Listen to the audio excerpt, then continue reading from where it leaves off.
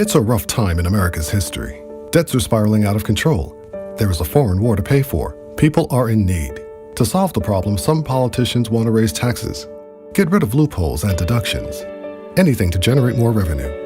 Now, one of those loopholes is the charitable giving deduction that encourages people to voluntarily give money away to charities of their choice, to invest in their communities, things that don't necessarily benefit them, but that benefit all of society. As you can imagine, a lot of debates are happening about this deduction.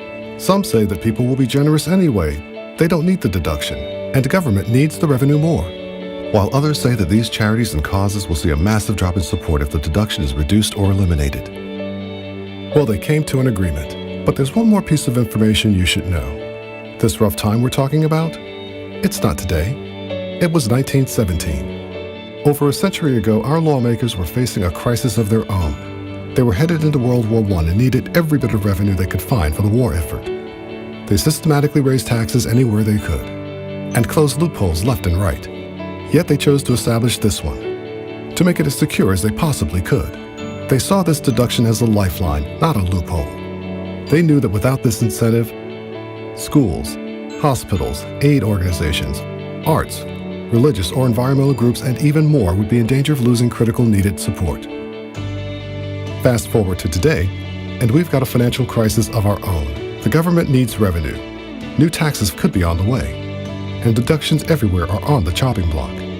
Experts estimate that if this deduction, this lifeline, is changed or removed, our nonprofits and those they serve would lose billions of dollars in support. In 1917, our lawmakers made the right decision, encouraging Americans to give for the benefit of others and the good of society, to live generously instead of selfishly.